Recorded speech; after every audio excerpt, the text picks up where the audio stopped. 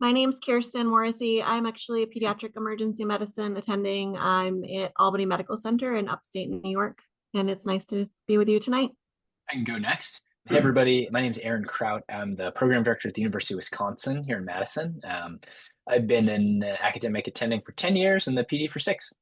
Nice to meet y'all. Hi, I'm Pete Moffitt. I am the program director at Virginia Commonwealth University Health System, the emergency medicine program there. I've been the program director for, I guess, 3 years, but I've been an academic physician. So I'm a little older, I think, than most of everyone. And lastly, I'm Connor Dixon. I'm an attending physician with Kaiser Permanente in Santa Clara, California, but I'm also an affiliate clinical instructor with Stanford University and do a lot of work with the residency at Stanford. So we'll sort of get this started in the name of time, and this will be recorded for anybody who wants to go back and look at it later, or for anybody that may be joining us after the fact, and for anybody that joins late. But this is our webinar for the Roadmap to EM Residency. We're going to be just talking about some basics in terms of the sort of timeline and pathway for applications from medical school into emergency medicine residency and some of the key points to be hitting and making sure that you're paying attention to. So you're interested in emergency medicine. Now what? You've kind of made that decision. You're sort of heading down that path. Where do we go from here? So most people will say that the first step is trying to get an EM advisor. And this is someone who is usually a faculty or an administrator at your medical school who can help you kind of learn the specific pathways and the specific points to hit in terms of applying to emergency medicine and how to get there. Like I said, most medical schools will have a dedicated emergency medicine advisor. Obviously, the specialty has been around for a while now, and most schools have someone dedicated in that role. Ideally, it is actually someone who is in emergency medicine. There are a few programs or a few medical schools that have people who are not emergency medicine physicians who are still trying to fill this role. Obviously, that is a little less ideal, but they still typically have experience in guiding medical students on that pathway into successfully matching. If your specific institution does not have this, which there are some, all three of these institutions, EMRA, SAEM, and CORD, all have options for virtual advising or basically getting an advisor from a different institution or through these organizations that will also help guide you, obviously not typically in person, but over email or over video chat, phone, telephone, etc. And that is a different option that you have. It is quite important and helpful to try to talk to your advisors early, even from basically the second that you know that you want to go down this pathway, or even if you aren't sure but are considering becoming an emergency medicine physician. Most specialties will have some slight nuances and slight different tips and tricks on how to successfully match for them. And getting someone who is both experienced in this and dedicated to guiding you along that pathway is very helpful. It's not advancing, sorry. Okay, and then essentially in terms of sort of things to consider as you're sort of starting your journey, maybe early on in medical school, a lot of students will ask questions about what are program directors valuing or what are programs themselves valuing, and how can I sort of tailor my application or present myself in the best possible way to successfully match into the program that I would like. So first and foremost, and this may sound sort of redundant, but it's showing interest in the specialty. There are occasionally people who are, of course, applying to multiple different specialties, and it's kind of obvious most of the time on applications when that is the case. Or especially if you've been focusing on something different throughout your medical school based on your extracurricular activities, maybe your research, your clubs or organizations that you're part of, and all of a sudden you're applying to emergency medicine, it's going to make people question as to why. So it's going to be something where you are part of the national organizations such as SAEM or any of the other EM-focused ones, showing interest in either the national meetings in your school clubs or organizations and focusing on those to show that you actually are interested in going into emergency medicine from the get-go, or at least for a while. Another big topic is Step 2 or COMLEX 2 for the DO applicants out there. This used to be Step 1 and COMLEX 1. Now that has become pass, no pass. I think it goes without saying that passing both of those is of utmost importance, of course, but the Step 2 and COMLEX 2 scores are sort of now the only numbered or numerical scoring that most programs can go off of.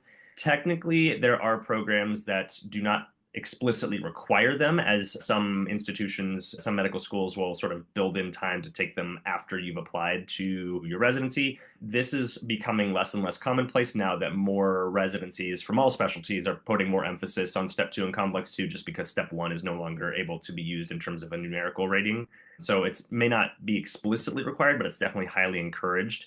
Also, many allopathic programs will accept COMLEX only now instead of a lot of DOs having previously having had to take COMLEX and Step 2 just if they wanted to apply broadly to kind of DO-based programs or allopathic or MD-based programs. With sort of the merging of everything and becoming under one governing body, a lot of them will accept COMLEX, but just make sure you're actually doing your due diligence and checking on each program as they will have their own specific requirements. And then extracurricular activities. So there's not really a specific requirement. Emergency medicine is quite broad and varied. And as you may suspect, the people that are going into this or people who are in the field are quite varied. There are people who enjoy all sorts of different activities, whether that's more hobbies or volunteer activities or research. It's quite broad, and therefore there's not really anything specific. It depends on where you're applying. So if you're wanting to go to a heavy academic-based program, you may want to focus on doing some research as it shows that you have interest in that sort of field. But if you're planning on going into the community or the county-based program or for your career, they probably won't weigh that as heavily. Again, most of the time, programs will put this pretty bluntly on their websites or their sort of application criteria, but it's something that you can look into and just keep in mind as you're going down the road and applying. And then last thing is just to show who you are. The biggest thing is we just want to see who you are as a person. Once you've gotten your scores out of the way, your grades, all of that, those are things that you can't really change, but your extracurricular activities are what you have kind of the most control over outside of your numerical ranking and your scores. So just focusing on that in your application and sort of as you go along through medical school helps define who you are as a person and what you're aiming for. And then this is just actually the NRMP data from 2024, the match data from 2024, and just sort of highlighting the what do program directors value. I showed this just because these were specific categories that were asked of all of the program directors and of the people responding. It shows the percentages on the left and then sort of the mean importance rating on the right of what the program directors say, like, oh, this is out of 5, this is number 4, number 5, how important that category is for you. And so, as you can see, it's sort of what you would expect: letters of recommendation, your away rotations, which we'll talk about in a little bit. Of course, step 1 passing, which is kind of interesting because the COMLEX 1 pass is down here, but I think that's just based on the amount of people having COMLEX versus step 1, and so on and so forth. And you can see that grades are mostly all the way through the top here. And then as you get lower, there are different criteria. But something I just wanted to highlight, which a lot of people will ask or sort of worry about as well, is graduate of a highly regarded medical or osteopathic school is fairly low down here at only 27% of respondents saying that they actually endorse that as a criteria that they care about. And if you go across here, it doesn't have an actual number, but it's one of the lower ones, probably around 3 or so in terms of their mean importance rating. Having gone to any sort of medical school or osteopathic school, it doesn't necessarily matter, and you're not per se hindered or restricted from applying to any place that you want. It's not as big of a factor for most program directors when you're applying. And I will turn it over to our next presenter for the away rotations. All right. Thank you so much. All right. Well, talking a little bit about rotations, away rotations. So some of the basics first. You should probably start in like November-ish of your 3rd year as you're heading towards your 4th year and figuring out generally where you want to go. A couple of places that you should check out. One of the best sites you're going to find is going to be the EMRA Match site. And so that one has a giant map on it that you can type in the names of programs. You can start filtering. You can go around, look geographically, and it gives you a lot of information on each of the places. Because really and we'll talk about this, like, where do you want to go? You want to try and find places that you're interested in actually going as a resident. And so we'll talk about like the kind of order of operations, like where you should try and highlight and put your time in finding these rotations. But the number one thing is going to be find a rotation, do an away rotation at a place you want to go to residency. That would be the easiest first step. Because it's a 4-week job interview, and assuming that once they see you, they like you, then that's the best you're going to get. We read letters from other people, but knowing what you do in front of us is going to be the best. So start looking at all these programs and deciding kind of where you might want to go. That's also a great site to see if you're an osteopathic student, if they still require a USMLE score, because it's required. It says it on there as one of the boxes they have to fill out. So it's a great place to look. The VLSLO site is weird, the Visiting Student Learning Opportunities site. Depending on when you log in, you might see a site there. You might not see a site there. You might look like you have no place to rotate, and then suddenly there's a lot of places to rotate. So each institution kind of decides when they want to post their rotations on there. And so that's how you're going to apply to all these places, is the Visiting Student Learning Opportunities with the AAMC. And it's kind of January-ish and then it goes further and further in. So, for example, VCU posted theirs. I think it was this last Saturday they finally put theirs up for this upcoming year. Because you imagine most of the school years, the fourth year student school years are starting, depending on your school, sometime between like March, April, May, June. Like that's kind of a general time when these start, depending on your curriculum. So that's when you'll start seeing stuff on there. So if you go on the VSLO site looking for a program, you might not find it on there or a place to rotate until a little bit later. So you have to keep checking. What goes into that application? You're going to have to write some kind of letter of intent, basically saying why you want to be there, a letter of recommendation from someone. Your scores go in, some kind of good standing letter from your school. You're going to have to put in there about your malpractice coverage. And then some places are going to ask about immunizations and stuff. You can talk to your advisors about what stuff you have to have ready to go. That's a good general list of things you should know where to get from your school or from someone to be able to put in there. And then, start out early. So once things open and you have a sense of where you want to go, start signing up for rotations and trying to get them plotted out. Because what can happen is all these weird kinks along the way, like your school only provides, it's dumb stuff that you can't imagine.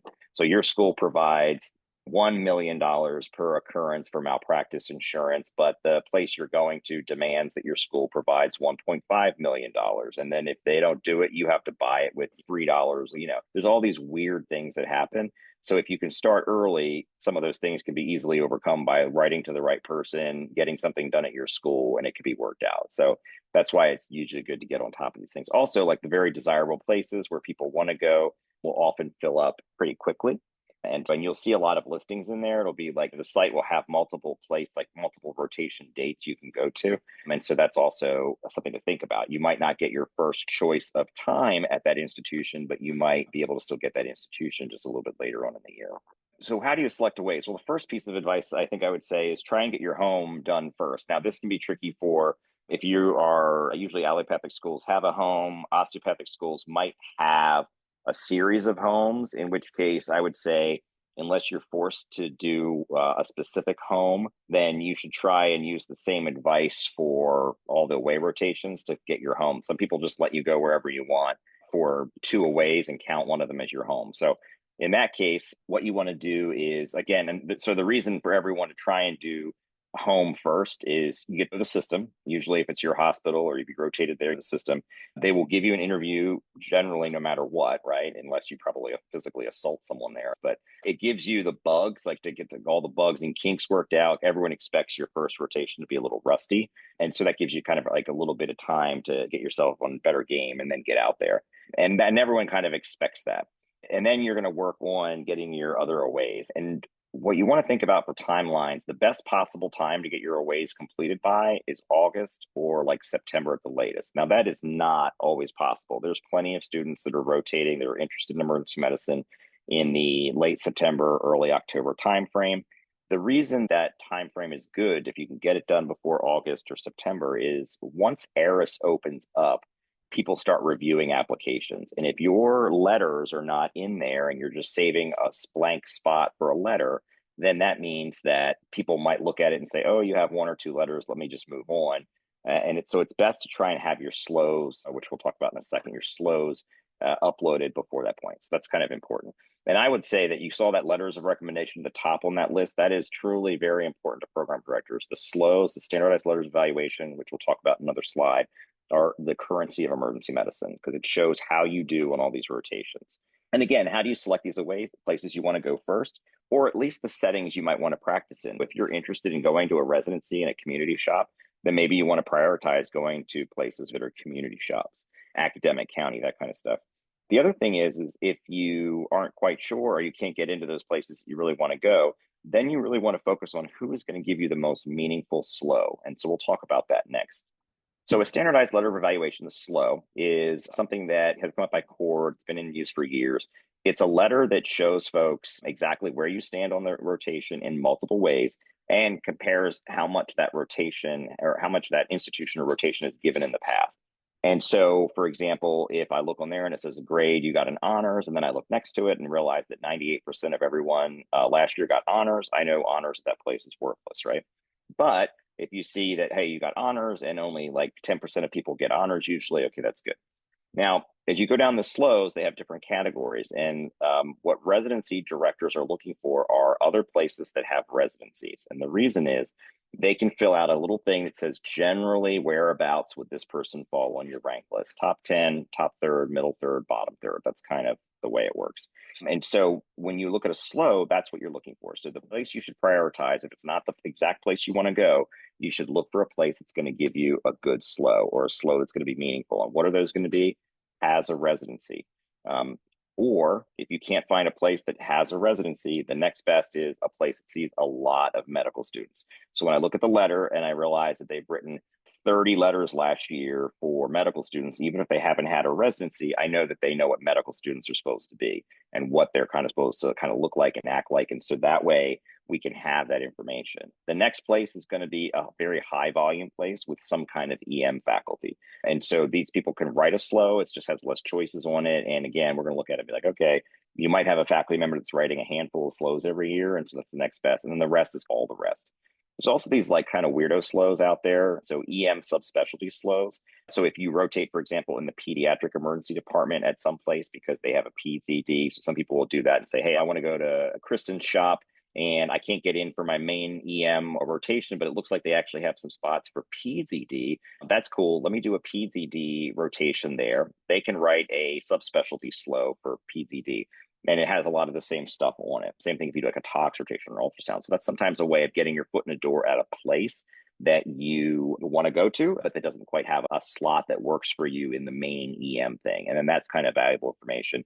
And then there's also this thing, the off-service slow. And so that's when you hand that to like the internal medicine doctor and say, fill this out. Now, I will say internal medicine doctors love filling out long forms, so it kind of works out okay for that. But this is a way of standardizing even that, because what emergency medicine doesn't use a lot of is going to be here's a letter from a friend that says these couple things in paragraph form.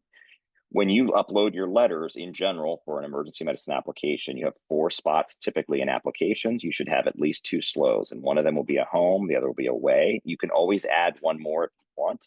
There's this whole thing about rotation hoarding. Like if you're a medical student, have 3 slows, or you're going to look like a jerk because that meant you kick some other medical student out from having another slow. I think that's kind of sorted itself out over the years now, where COVID's not been a big thing and restrictions. People tend to be getting aways. I think it'd be weird to have 4 slows. That's kind of strange. But if you have 3 slows, I think that's fine. A lot of people will just have 2. Peter, do you mind if I just re-emphasize something really important you said? Because this is like, depending on what stage you're at, listeners of this call, like there's a lot of information. It's all awesome, but you're like, oh, I need 3 slows and this and that. Peter made awesome points, and I just want to re-emphasize it. So if you want a job as an emergency medicine resident and to one day be a faculty member or an attending, the most important currency you can get to show us that you can do this job really well is performing really well on a rotation in emergency medicine as a medical student. The most valuable currency is, in an ideal world, you know exactly where you want to train for residency. You show up, you spend a month at that place, you show them in action that you can do the job really well. And they're like, awesome, this was a great 1-month interview. You did great. We'd love to match you here and train you. The next most valuable piece of currency is if you can't do that, you don't know where you want to be, it doesn't work out, whatever, or you may not know that you want to go to X city and that's the place for you. You need to go to, ideally, other places with reputable training programs who know what it takes to succeed in emergency medicine. You need to go there and you need to show them that you can do the job really well. At the end of that month, you get this letter, and that tells all of us that are interviewing folks that may not have had the chance to actually watch you work in an ED, yes, X student can do this job really well. And that gives me confidence that when I match you to my program, if Peter wrote the letter, I trust him. I know his process. He knows how to train residents. This person's going to succeed. That's what I look at above everything else. Thank you. Yeah. And going back to then, why is it important that you're hopefully get your aways done by September or August? Is because people write these, they actually take time to sit down and go through this. They need a meaningful data pool to put it together. And then they write a bunch, and then they start writing in batches. And so you want to be able to get that slow into ARIS hopefully beforehand. Now, if you do get one that comes off later and it's, oh shoot, applications have already opened, it's reasonable to send an email to a program director being like, hey, I just want to let you know that I've uploaded another slow for my application. It works. It gets some bites on your application, especially if people have kind of passed by for incompletes. At some point in the season, it kind of gets vaguely annoying as a program director because you're getting hundreds of emails from people telling you that. But it's okay. We get it. We understand your side. So I would say it'd be more rare. I think it would be rare to find a program director that doesn't get it. And so sending those emails is fine. You're not like people perseverate over that sometimes. I'm like, if you're not sure, just send it. It's not a big deal. Program directors understand medical students. If you rotate somewhere, we expect a slow. So it's really weird to suddenly be like, wait a minute, I saw on some transcript or on your dean's letter that you went to XYZ department for emergency medicine, and yet we don't see a slow from XYZ. That's weird. If you're right, you don't have to upload. You don't have to ask every site for a slow. If you're like, man, this was a crappy rotation, I don't think they liked me, then you don't have to upload a slow. I'm just going to say most of the time we see that and think, huh, that's interesting. And sometimes, depending on where you sit on our list or where you rank, or when we're looking at interviews and trying to decide, we might reach out to someone at that institution and be like, hey, by the way, I'm just curious, do you happen to know XYZ? And did they do okay? And sometimes it's kind of interesting to find out. So generally, we expect kind of a slow from most places you go. So don't just fill the field with 8 emergency medicine rotations and then pick your 4 best or 3 best and send it out there because it's going to look bad. Again, I told you about the Eris thing. And then if you are going to put in a non-slow, which is fine, like we see 4 spots for letters. Medical students love filling boxes. So everyone wants to have 4 things no matter what in those spots. So you have your 2 slows. You're like, I'm good. What do I do for my 3rd or 4th? Those are fine letters from someone that knows you from like your research, or maybe someone from an off service that does something and knows you well, or someone that did a service activity for you, something like that. That's all fine to put in there as long as you have the main slows. All right, so next we're jumping into interview stuff. I got 2 sections smashed together, so you're stuck listening to me for in a more extended period of time. All right, so interviews. I guess what I'll say about this. So now you're hopping along. You put in your applications in, you do your whole thing, you start getting offered interviews. All right, every single interaction with that program in any way is part of your interview. Whether that's the initial invite goes to you and you wait for 4 days and then finally accept it, and or if you get an offer, you're like, I'm not sure, then you cancel or you move around and then you annoy the coordinator. That's all part of it.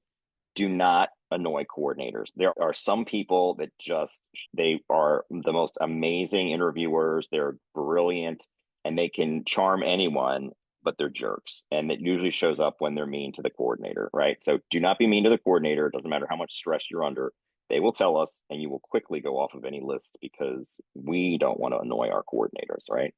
Do not cancel late. So this thing, most of the time in the interview systems you'll be working in, like whether it's a Thalamus or a interview broker, or whether it's just plain old paper they're sending you, whatever it is, you're going to get a cutoff by which they say, hey, you can move yourself around a little bit, but you have to let us know by X date if you're canceling. You really should only cancel an interview if something really bad is happening, okay? And because here's what's going to happen, I promise you. You cancel the day before and you're like, oh, sorry, I just can't make it, or I'm not going to make it, or whatever.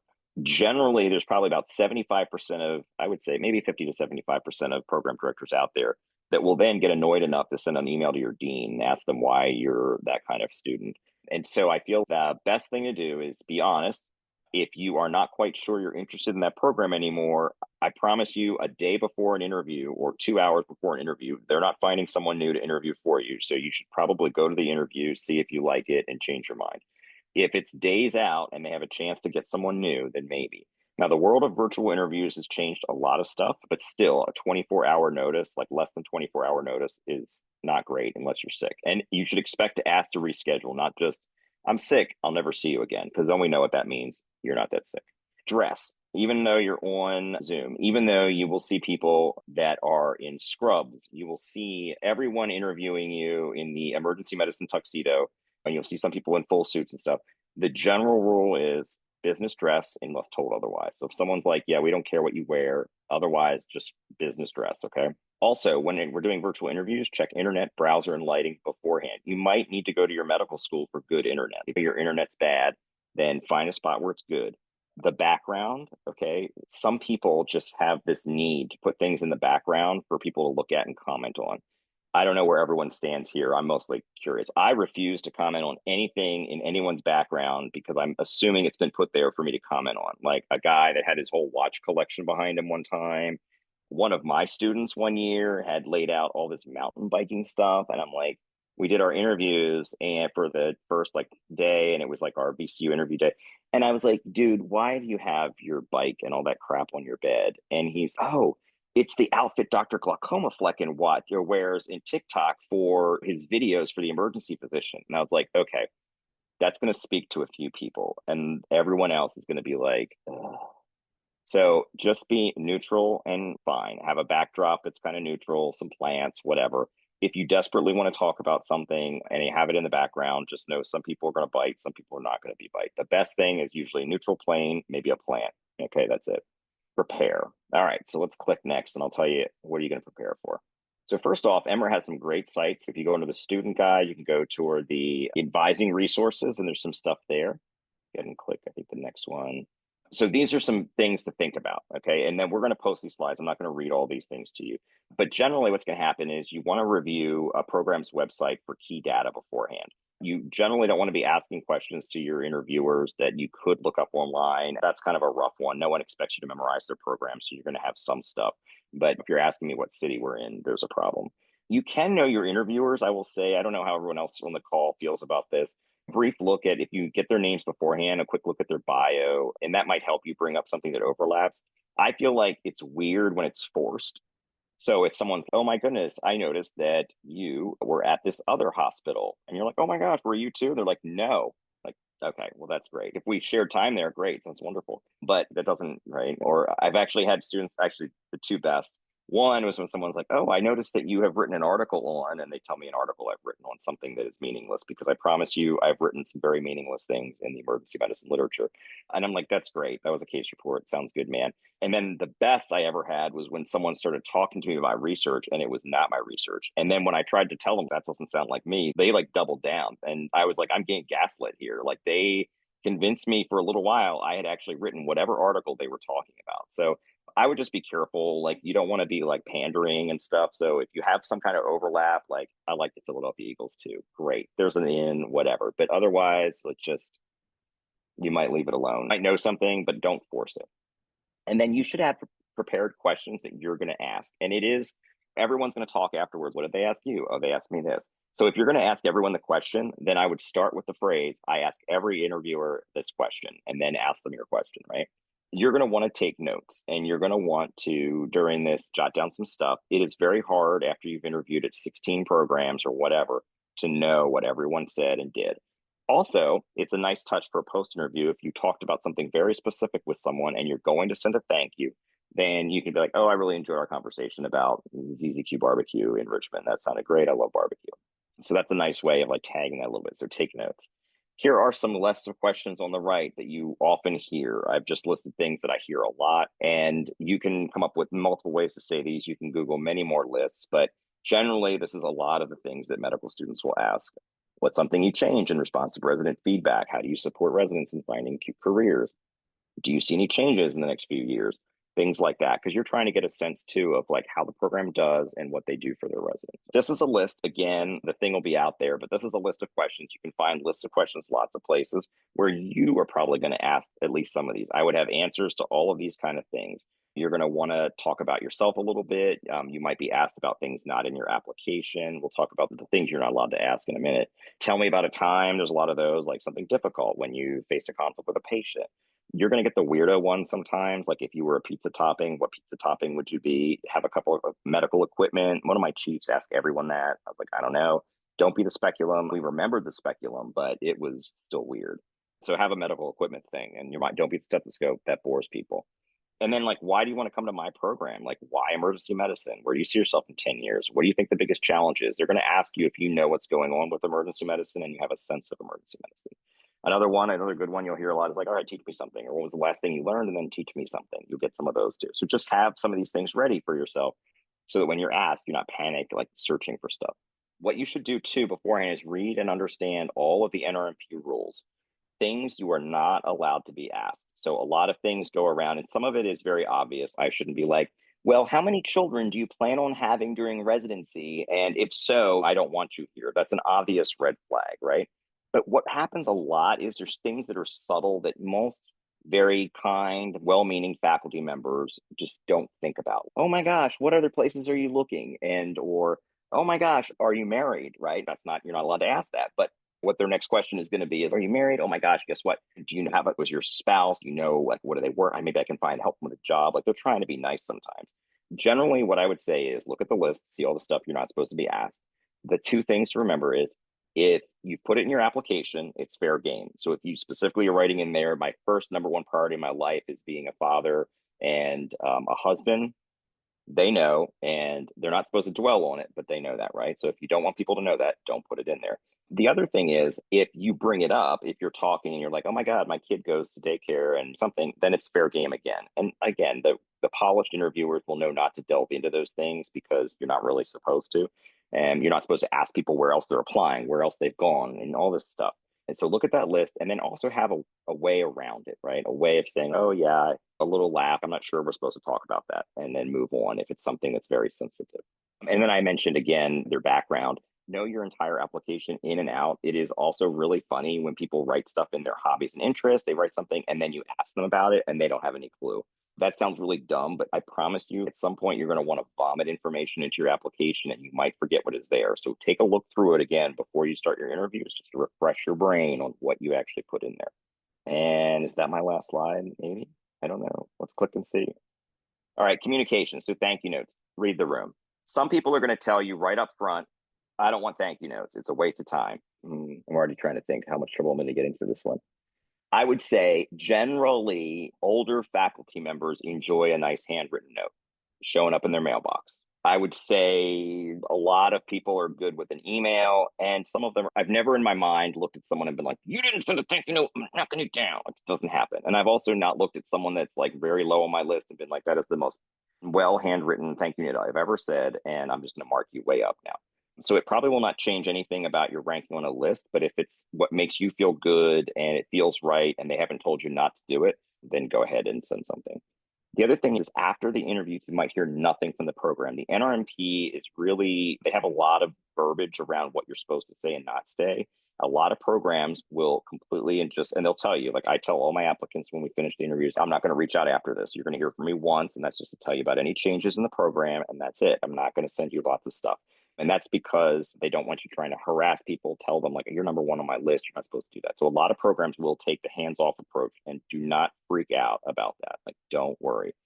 Also, you will send these long missives sometimes of letter of intent. You know, you are my number one. I love you so much. I think you're the best. And this is why. And here's 20, and you might get back, oh my God, thank you so much. We love you. Or thank you so much. It's wonderful to hear. Don't take those generic comments and responses again as anything bad. It is volume of information that is being sent to us every day. And number two, trying not to promise anything to anyone that you can't do, right? Like trying to let you read the tea leaves. So don't freak out when you get the like scripted, thank you, great to hear from you. Don't freak out. And then please do not, even if they say I'm available for questions, they mean questions that are really important that you can't look up on the website. Do not send me a list of 10 questions that can be answered on the website. That's what I'll say about that one. Everyone pretty much has socials, I think. Residents will expect you there, and it's virtual, and they will tell us, they're like, guess who didn't show up? And guess who didn't even ask if they could come to the next one if they didn't show up, right? So like, try and get to the socials. And there's things that everyone understands. I'm on shift. I can't make it. I can't do this. Ask for a future one. If you can't make it, that's fine, but at least put some effort in.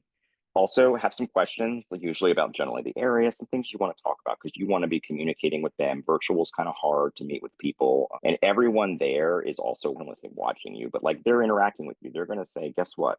And so they want you to interact with them, and they're not your friends yet. They will be, but they're not your friends yet. So you're being watched, right? I can't tell you the number of people they're like, I could tell they were watching the basketball game while we were talking to them. This one guy was on his phone the entire time texting people. Like they notice, right? Everyone knows when you're kind of disinterested. So everyone is kind of there and trying to interact with you. You should get a good sense from the socials too of how residents kind of interact with each other. You'll get a feel. I think most people have probably a good vibe. You will probably pick up bad vibes from some places. But okay, look, they should be blinded. They should be optional. Just go to a couple places if you can and be nice. All right. There I'm you sorry, go. guys. Well done. Oh, Thank you. It's a lot of info. We're going to move on to a section just a little bit more detail in terms of application and rank list. So how many programs should I apply to is a common question that sort of all students have, and it can be multifactorial. And some of those factors may be how competitive you are as an applicant, how competitive the region that you're looking to be, to match in is, and how competitive the programs you're applying to. So if you're only looking at sort of very top tier, high academic output programs, you may need to apply to sort of a larger number than if you're looking sort of at what's typically considered a less competitive type of range of programs, or in sort of a less ideal popular area for everybody. If you want to be on the West Coast only, and that's all you're looking at, you might need to apply broader than if you're looking at other regions. So your goal is to rank 12 to 13 programs at the end of the day. So sort of working backward from that, maybe you want to get 20 to 30 interview offers. The average candidate applied to 41 to 48 programs in 2004. So next slide, I can show you the data for that. So the top numbers are just sort of the total applicants for EM residency throughout the years, and you can see those numbers. And then if you look at the specific numbers year by year over the last several years, how many programs applicants are applying to. For DOs in 2024, 48.6. For IMGs, we have 44. And then for MDs, it's about 41. So that range of how many programs people are applying to each year. I just want to highlight that a lot of talk has been said about the sort of exodus of emergency medicine applicants. And you can sort of see the trends here from 2019 to 2020 to 2021, it was increasing. And then 2022 to 2023, it had this kind of big drop off here. But as you see last year, it kind of rebounded again. There is not really this demise of the specialty as some people are claiming there is, or at least it's not as bad as it was. Let's put it that way. Yeah. I mean, it's interesting too. You look at 2019, 2020, and sort of when we had all these, like the virtual interview kind of stuff starting, I think people went a little bit crazy applying to more places. And I think the last couple of years, that downtrend a little bit more of a reasonable number of applications. So how do I decide where to apply? And this is very individualized. I think there's many factors. We'll kind of cover a few in the next slide, but really thinking about where do you want to live for 3 or 4 years, because you're going to be busy as a resident. But you are going to have free time and you're going to have days off. And what do you sort of envision yourself doing during that free time? And where are you going to be happy? I think is one of the most sort of important questions to ask yourself. If you hate big cities and you hate the feel of cities, like don't apply to half of your programs in New York City. So sort of thinking about what you want to do in your time off, because your time off is very important during residency and your days off. And you want to maximize sort of what you're doing that makes you happy on those days. So again, sort of important considerations based on your goals, which are going to be individualized and different for everybody. Geography and location, we just mentioned, are very important to think about. The type of hospital that you're looking, to be a resident in, community versus county versus academic versus sort of a mix of those, and having exposure to those where you might envision yourself working in the future. Is there a specific patient population that you really like working with that is important to you? Certain diverse populations you may or may not see depending on where you are. So taking that into account. Looking at other residency programs and fellowships that are at the same institution and site.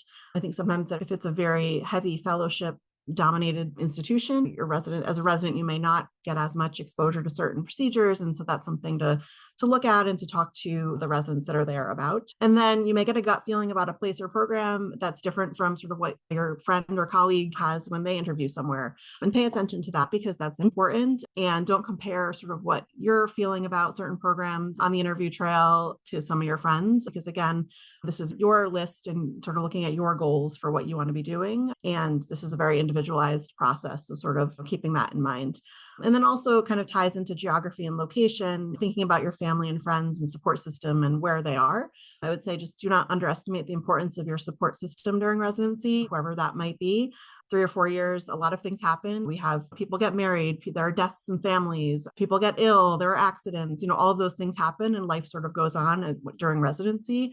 And it can be really important to have that support system available to you, or within reason, sort of what you envision will be helpful for you is important to consider.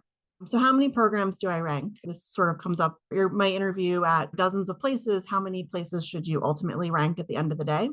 And so the goal is really sort of ranking 12 to 13 is kind of that sweet spot. So when you rank 12 to 13 programs gives the applicant closest to 100% chance of matching. There's no data to suggest that ranking more than that will increase your chance of a successful match.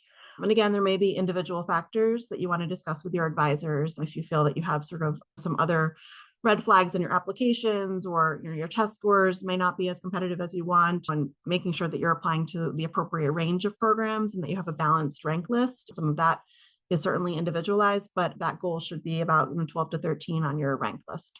And this shows that data again from last year, looking at emergency medicine. If you sort of look at the probability of matching and then the number of programs, that kind of sweet spot levels off once you get past sort of that 13. So really should be your target when you're thinking about creating a rank list. So what do applications look like? This first slide is MD applicants for emergency medicine that matched versus unmatched. And then the next slide we'll show in just a minute is DO applicants, which sort of compare the number of ranked programs is one that you see a pretty big difference in with matched versus unmatched. But then when you go down to some of the other categories, there's really not a huge difference. And again, this is before it was pass and not pass for the step ones, to give you an idea of some of the range and numbers. But if you look like mean number of research experience, number of publications, there's not a huge difference sort of when you're going down and looking at some of that side by side. And then just to give you sort of an idea of some of the scores. So what matters to program directors as they're creating their rank list? And again, this is sort of interview after the fact. Each program does rank lists differently and may weigh different factors differently. So that may be specific to the program, but most places use some sort of a composite score, looking at your academic profile and scores and grades, and then looking at your interview and sort of weighing those in a certain way to come up with sort of a composite for your application. But it is interesting to look at the things at the top of this list. So interpersonal skills, interactions with faculty during your interviews, feedback from residents, and interactions during interviews and visits as sort of those top criteria. And those are the things you can really control and have control over. So once you get past that interview stage and you've been offered an interview and completed that, you can't change what some of your scores were in your grades and all of that, but you really can focus on showing up as your best self on your interview day, not being a jerk to different people you meet along the way, and sort of being professional and appropriate and showing them who you are to see if it's a good fit. But sort of interesting to look at that data as well here. All right, I'm bringing up the rear, and I promise that I'll end on a positive note. But first, let me talk about what happens if you don't match. And I also want to clarify one thing that Kirsten said, because this was confusing to me for a long time, but where she highlighted the disparity between people that matched and didn't match in terms of the number of ranked programs they have. The reason that people that don't match have a very low number of ranked programs is almost certainly because they aren't offered very many interviews. Those people would probably like to rank a lot of programs, but if you are not offered interviews at programs, you can't rank them. And so I think it's important to recognize it's probably not that you didn't do enough research, or I guess it could be that you didn't do very well on step one or step two. But if you look at the data, that's not actually borne out. What it most likely is that there's something about the way that you performed in the emergency department on your rotations that gives people a lot of pause about interviewing you. Just food for thought. I hammer that with our students all the time, anybody that I advise. The best way to successfully match in emergency medicine is to do really well on your emergency medicine rotations. The only thing you remember from this, that's what you should remember. Okay, so what happens if you don't match? Unfortunately, this is a reality for folks in our specialty. The good news, the silver lining, I guess, is that compared to 10 years ago, emergency medicine is a relatively less competitive specialty than it used to be, meaning that more people are likely to successfully match. And if you don't successfully match, there is likely more of an opportunity for you to secure a position through alternative means. And the first alternative means to secure a position in emergency medicine is through this process called the SOAP. So the SOAP stands for the Supplemental Offer and Acceptance Program.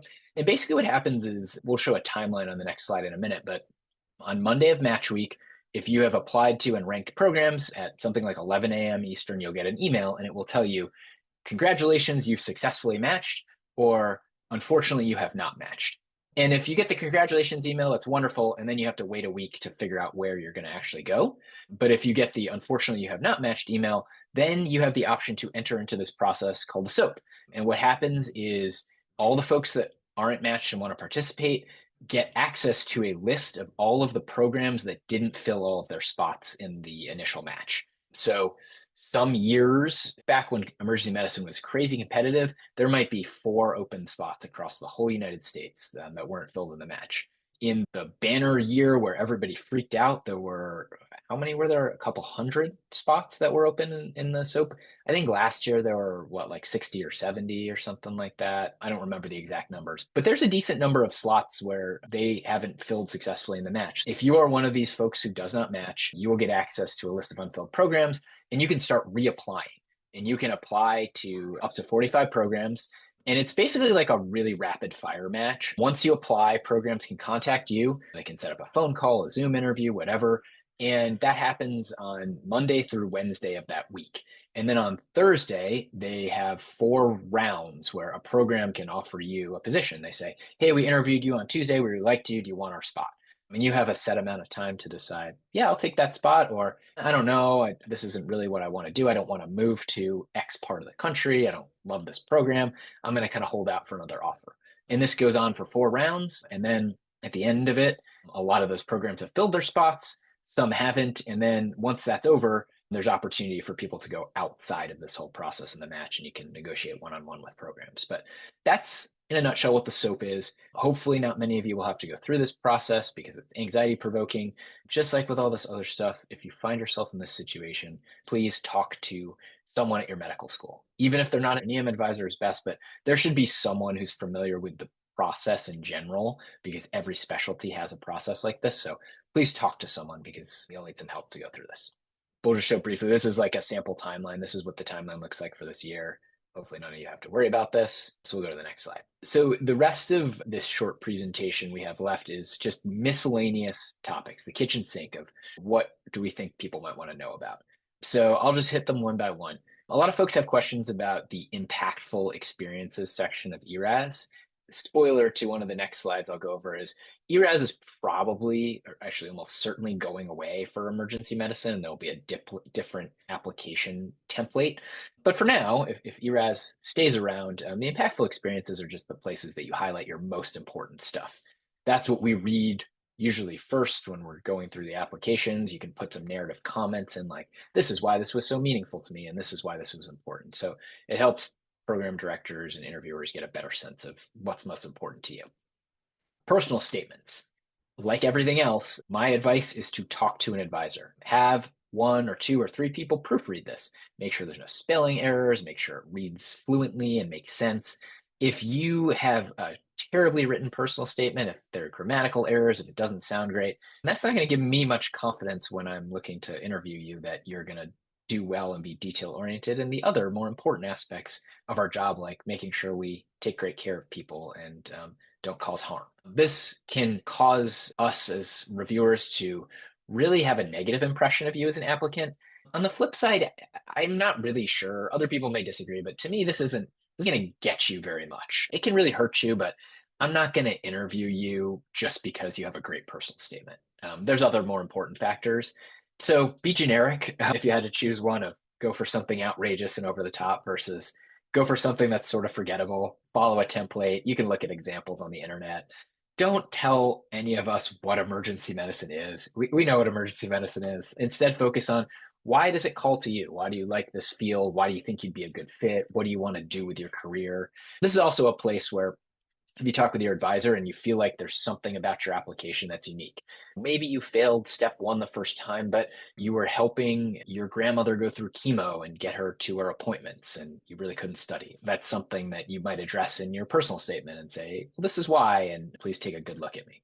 The couples match is a whole separate entity in a beast. You can imagine what I'm going to tell you. Please talk to your advisor. Advisors will be helpful with this, but there's a lot of individual circumstances with how you think about couples matching. Big picture, you're going to need to apply to more places probably, because it's really hard to both be really competitive for different specialties and different programs. You're probably going to target bigger cities, but this is a whole separate PowerPoint and discussion, so I won't go into too many more details. A quick word if you're an international medical graduate. Again, this could be a whole separate talk, but my advice in a nutshell, look for places that have matched IMGs in the past. That's your best bet to kind of narrow down programs. Like it or not, there are some places that have this perception about international medical grads, and for one reason or another, they just don't have a track record of matching people from international med schools. Take it at face value. I think if you're going to apply to programs that have never matched an international medical grad in 30 years, like your chances aren't that great. So I try to maximize your chances at securing interviews and matching at places that are more IMG friendly. I think the other important thing to know is there are very real restrictions on who can work at US hospitals, and there's a visa process that is often involved. So, know the individual program rules and requirements before you apply. I'm not like an immigration lawyer, so I can't tell you all the specifics about the difference between H-1B and J-1 visas. But, like, for example, our institution, the University of Wisconsin Health, does not sponsor H-1B visas. We will only support J-1 visas. J-1 visas are learner visas. They have a set amount of time where you can spend studying in the United States. H-1B visas are work visas, and they're often harder to obtain. And I'd imagine that less programs and institutions will support those. Just something to know. The other last thing you should know is there's this thing called an ECFMG. It's a certification basically that says roughly your experience at X international medical school is roughly equivalent to an experience at a US school. So almost all programs will require an ECFMG certification. That's a part of your application that you upload that you get from your med school to say that they'll accept you to potentially interview. So look at the individual program requirements, but these are kind of two things you're going to need to know about: ECFMG and what the visa status is. Okay, last kind of tidbit of information. Residency CAS is something you can Google, read about. I mentioned that ERAS is probably going away. Residency CAS is just a different template for application to programs. Certain other specialties already use it, like OBGYN. Almost certainly emergency medicine will be moving to this next year. It's not going to make a huge difference for all of you. Just know that it'll be more customizable for us in emergency medicine. So probably it'll work to everyone's advantage, and that we'll be able to see more of the information that we want to see in an easier format. Some of the sections you fill out will be slightly different, but we'll cross that bridge when we come to it. It's not going to be a big deal. It's just going to be a different template that you enter information into. So I know we've got a couple minutes over. I don't know how much time we have allotted for this, but I'll stop talking. And I guess, Connor, if there are questions or we have time for that, I'm happy to hang out and do that. Thank you to all the presenters. I guess I should make sure I don't think we're being kicked off by any means. So we do have some time for some questions. We won't belabor everything, and I know actually we have a pretty decent turnout. So thank you guys all for joining, and thank you to all of our presenters again. I haven't really been able to go back through the chat just because I was sharing the screen, so I don't know if there's stuff that you guys saw that kind of jumped out, but we are happy to take some questions. You can either put it in the chat or you can, I guess, raise your hand and we can unmute you as well. One thing I would ask is that please try to keep things broad. We are not going to be able to answer questions specifically to you or your application or your personal situation. Obviously, that would just be a personal advising session and take a little bit too long for everybody and may not be applicable to most people. And considering this is being recorded and hopefully sent out or available for a broad variety of people, if you have questions that are just in general, please feel free to ask. And at least so far, I have, what suggestions can you give to IMGs who are not dependent on an academic entity, which makes it difficult to find a rotation in the US? What do you mean by not dependent on an academic entity? And you can put that in the chat. So I just want to make sure I'm actually addressing the question appropriately. I can take a stab while we're waiting for the response. Yeah, go for it. My guess is what you mean is you don't have affiliation with a medical school, so you're kind of on your own to find a rotation in the United States where you can get a letter or spend time in a U.S. emergency department. Finish med school and then certified in your country. That's kind of some people do these clinical observations or experiences. They have this, I can't remember the term exactly, but unfortunately, that's kind of a hunt and find to see if a hospital does that or allows that, where it basically you come and kind of do an experience, like an observership. You would do like this clinical observership experience, and some hospitals do allow that and others do not. And then that, because I think usually we are probably getting at, a lot of places will have restrictions on coming into a residency without a certain amount of time between medical school and coming to residency, and then also having, some people will require clinical time in the United States of some kind before they would take you into a program as well. So you have to look for those opportunities. I'm not positive, honestly, of a centralized place to look for them. It might be possible to find out on, I'm sure there's some posts somewhere about it, maybe on Reddit. I don't know. I do Reddit. You said multiple times throughout this evening, you're like, you should really perform. You really got to step it up. And I was just wondering if you could kind of speak to that a little bit and what that looks like for you. I'm happy, and I'm sure Kirsten, Connor, and Peter have some suggestions as well. But let me frame this by saying, I think we're lucky in EM. I have no idea how other specialties evaluate candidates who apply to their programs. I'm sure everybody on this Zoom call could find 3 people that are instructors at their med school or hospital that will write them a really nice letter. Hey, I worked with so and so. They were wonderful. They were really smart. They were interested. They showed up on time. I think they have a lot of potential. They worked with me on this project. Every single narrative letter that people submit, almost without fail, is glowing. Because why would you ask somebody for a letter that's not going to write you a good one? And the difference between all those and our standardized letters of evaluation, the SLOs, which I value more than anything in emergency medicine, is they're mostly objective. They evaluate every student who comes to perform a clinical rotation in the ED on the same set of criteria in the same domains. And yes, there's some subjectivity to how people evaluate each student's performance, but we can compare 2 students side by side who went to the same place. And as objectively as is feasible, given the constraints of evaluating people's performance, you can see X student needs less guidance here. This person's better at procedures. This person's a better communicator. This person, overall, their performance was here, and this other person was here. So you can Google, I don't have one readily available, but you can just look up standardized letter of evaluation in emergency medicine. You can see what all the categories are. My 2 cents on how do you perform well. Some of this is just like how you perform well on any other clerkship experience in medical school. Like part of it is a game. You want to show up and be engaged. You've got to try to do that fine line between I'm not overzealous, but I'm also like interested and I'm enthusiastic. I want to go see people. I want to learn. I ask questions. I'm helpful. EM is a lot of staying on top of what's going on. How do I manage my patients? Do I keep the team informed? Do I work well with the nurses and other residents? Am I a good communicator? Some of it is knowledge. Every rotation, when you go and start like a away rotation, they should give you a list of goals and objectives and tell you how your grade is going to be determined. So some places will incorporate a standardized test like the SAEM clerkship test into part of your rotation grade. It's about, I could say, be a great emergency physician. You're not supposed to know how to be a great emergency physician, but we want to match people who are going to be good team players, who are going to get along with folks, who are not going to cause problems. I don't want folks showing up and like picking up too many patients and then losing track of things, going to try to do procedures that they don't really know how to do.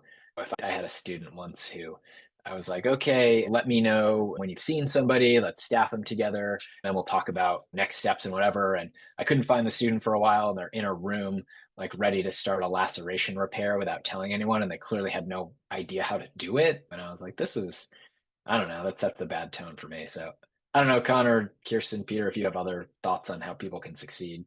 And just Yeah. being on time, showing up. I've had students that are late or late more than once, or that like stuff sounds simple, but is really important to having a good impression. Following up with the patients. I have students that will see a dozen patients and then never touch base with them again. And so really, following up with your patients, good communication with everybody on the team, and, all of the other stuff you talked about.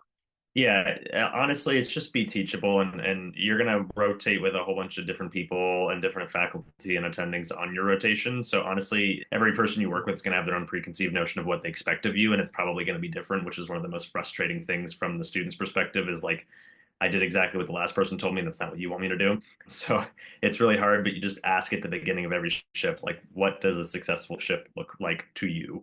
And that is going to be the best way that you can succeed. And you're going to have to be malleable and just try to be teachable and open to learning different things or different styles.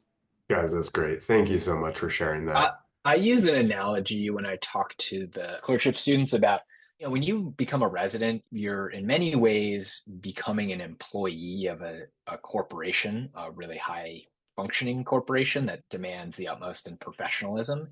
And it's different than being a student. And if you can think about do everything you would do if you showed up at a new job at like a fancy law firm and it was your first week. Be professional, be polite, be courteous, respond to things on time, ask for direction, follow instructions, A lot of the stuff is pretty easy, but you'd be surprised at how many folks don't seem to get that.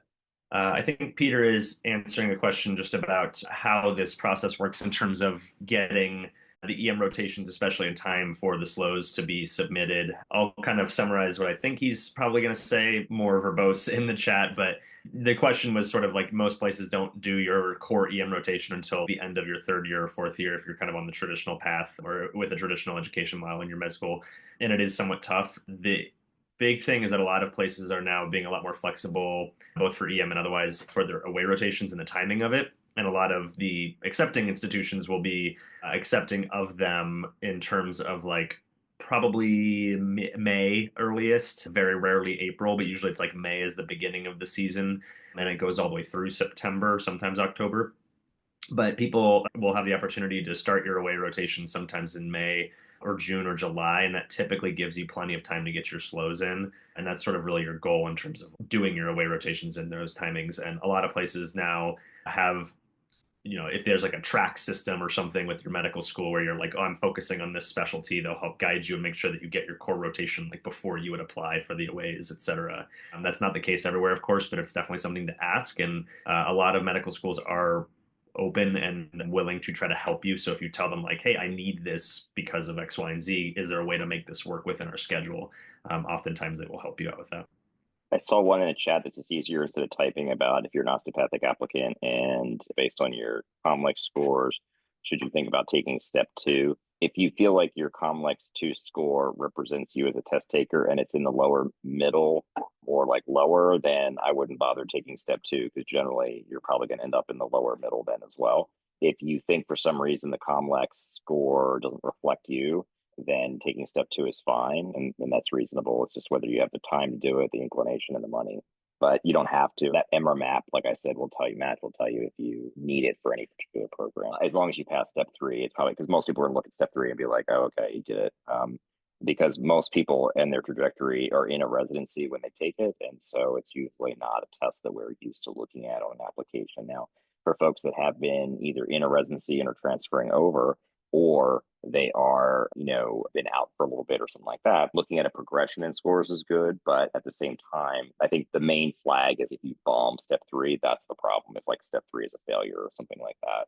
But otherwise, people kind of recognize that's usually done during your first year of training somewhere, and you're just going to get it done. You might not even be trying to knock it out of the park. So. All right. I'm going to say we'll take 4 more minutes just in the essence of time for everybody else. So if there's any other questions, please go ahead and post in the chat and we'll either talk simultaneously / try to answer as much as we can. Peter's been doing great about that in the chat. That way we can sort of get to questions, but we'll try to wrap this up for everybody's time. Let me give you the quick couples thing. So coupling is hard because depending on how you're doing it. So couples with another couple, and the way you do your list is interesting because you could pick a couple at a place and then your next rank on your list could be like, I'm going to be uncoupled from the person at this place and they're going to be in another place. The next rank could be we're coupled together. So you're kind of building your list in a way of either being a couple at places or uncoupling. That obviously works the best at a place if you're going to somewhere, let's say New York City, where you could be in many different programs, people could match different places. But if you're in an area where you have to be at that hospital together or else you're going to be living 4 hours apart, then you're going to build your list that way. Most couples apply to like anywhere they can go, anywhere that'll take them. You over apply and they just guess and hope that people will pick you up and take you. If you're an EM couple, that is difficult because you realize you're taking 2 spots at a program and they have to like both of you. I will also say love is blind, especially to step scores. I feel like it is a unicorn when I find 2 amazing EM applicants together. You love each other, but I promise one of you sometimes is like the dud. I will also say that if you are looking traditionally at these, I have often found that no one knows where they are on there. Like they don't know they're the dud and their loved one doesn't tell them. So if you're doing EM, you're going to definitely have to apply to a lot. And you're going to have to expect that each of you needs to really stand on your own. Like they're trying to look at you, even as a couple, they're looking at you as like these individuals to kind of push it. So you both have to put like your best foot forward and really do still as well as you can all this stuff. You can't expect someone to kind of carry you, which is kind of interesting. You'll see that in some couples where they, someone's riding the coattail. But don't be that. Like try really hard, almost like you're individually going to that program and that you would go there even without your couple. And if you kind of put that in your mind, I think you'll do really well. There's a question in chat about what are your opinions on doing a second away later in the fall without the intention of getting a slow, but just to experience the institution, etc. I think if I understand that correctly, if you're saying like after you've already applied and you're at like whatever, September, October, November kind of thing, maybe September is probably a little early still, but it's kind of a double-edged sword in that sense. One, not a lot of programs will even offer rotations at that time, nor will a lot of med schools allow for away rotations in that time period. But if they do and yours does, and you have that opportunity to go somewhere, presumably you're trying to go somewhere that you've already have gotten an interview, or you're just interested in seeing it. That's basically just an extended interview period, which at best, most people, you guys can feel differently, at best is kind of neutral because they've already sort of decided they liked you on paper, and it's really about like how they like you in person at that point. And that's sort of what the interview day is about. You basically have to be on the entire time. You sort of on the entire time no matter what on a rotation, but like you can't really slip up. You can't have a bad day, just in the sense that people are unfortunately always going to judge you off of that one experience. And it's a lot easier to not have a bad day for 6 hours during an interview day than like waking up and going to 3 overnight shifts in a row or something like that, and then just being cranky. And people are going to say, well, we gave you an interview, but look, now you're here and you're cranky. And maybe that's not the best representation of who you are, but it's unfortunately just an extended interview. If you are doing it just to really get a sense of the program, that is the perfect reason to do the second look. You get the opportunity to do a second look pretty much everywhere that you interview. So again, presuming that you're trying to go to a place that you've gotten an interview, then the second look is probably a better option for that.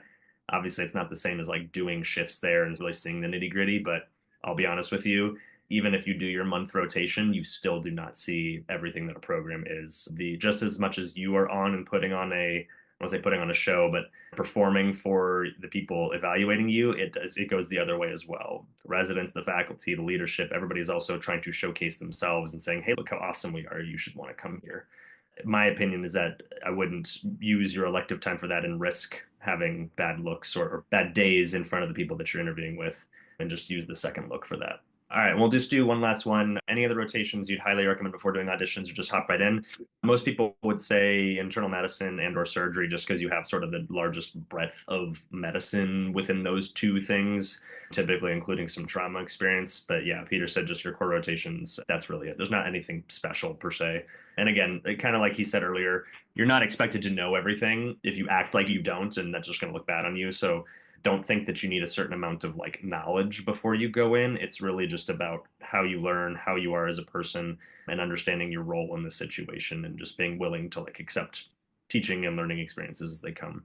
All right, guys, we will wrap this up there. Thank you so much for everybody who joined in, and thanks for all the awesome questions. Thank you to our amazing presenters, Dr. Aaron Crowd, Dr. Kirsten Morrissey, and Dr. Peter Moffitt.